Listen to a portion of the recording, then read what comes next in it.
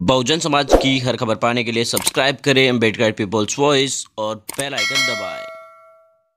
Hello friends, मैं उत्तराम मुरली, आप देखना शुरू कर चुके हैं अम्बेडकर पीपल्स वॉइस। आपको मैं समझाने की कोशिश करूं तो पिछले कई सारे ऐसे नतीजे सामने आ चुके हैं जिनसे साफ नजर आता है कि यानी कि जो 10% सवर्णों का आरक्षण लागू किया गया है, उस सवर्ण आरक्षण लागू करने के बाद जब नतीजे सामने आते हैं, यानी परीक्षा के किसी का परिणाम आता है, तो बहुत सारी ऐसी परीक्षाएं हैं जिनके अंदर SC ST OBC की जो रैंक होती है या कट ऑफ होती है वो उनके 10% आरक्षण से काफी ज्यादा होती है।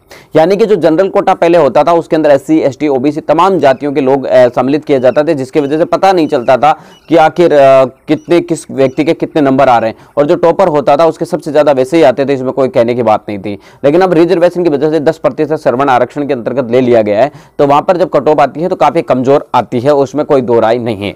लेकिन मैं आपको बताने की कोशिश करूं तो कंगना रनावत, जो कि अभिनेत्री मानी जाती है बॉलीवुड की, और पिछले कई दिनों से अपने अमर्यादित या इस तरीके से उल्टे फुलटे ट्वीट्स की वजह से जानी जाती है।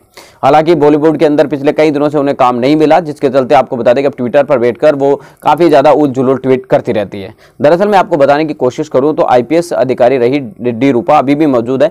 वो आपको बता दें कि किसी फटाके की बातों को लेकर किसी से बहस कर रही थी, और इस बात को लेकर कंगना रनावत ने टैग करते हुए लिखा कि आरक्षण की वजह से कुछ लोग जो अयोग्य लोग होते हैं वो भी मजबूत हो जाते हैं और सिर के ऊपर बैठ जाते हैं, मजबूत पदों पर बैठ जाते हैं, और उनका ऑर्डर फॉलो करना पड़ता है। यानी डी रूपा के बारे में कहा। जबकि मैं आपको बताने की कोशिश करूं, डी रूपा किसी भी जानकारी के बारे में नहीं बात कर रही थी, वो पटाखों को लेकर किसी बात से किसी और व्यक्ति से एक तरीके से है वो बातचीत कर में जुटे हुई थी।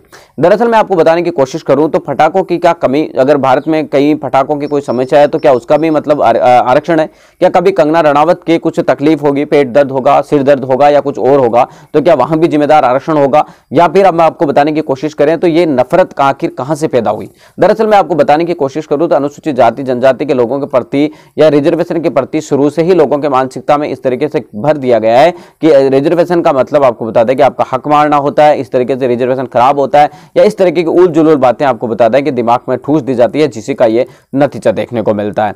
दरअसल आपको बताने की कोशिश मैं करूं तो कंगना रनावत ने ट्वीट करके अनुसूचित जाति जनजाति के लोगों पर, हालांकि उनसे कई सारे लोगों ने वापस ट्वीट करके जवाब पूछा, लेकिन कंगना ने किसी का भी जवाब नहीं दिया। आखिर ऐसा क्या कारण है कि कंगना रनावत पटाखों को लेकर भी आरक्षण से जोड़ रही है?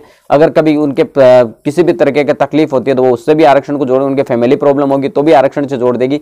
ऐसा आपको बता दें कि कब तक चलेगा ये देखना दिलचस्प। लेकिन कई सारे लोग ये कहते हैं कि भारतीय जनता पार्टी ज्वाइन करने के लिए कंगना रनावत ये सब कुछ कर रही है। मिलेंगे इस नए वीडियो अपडेटों के साथ, तब तक आपसे लेते विदा। लाइक कीजिए, कमेंट कीजिए और शेयर करना बिल्कुल ना।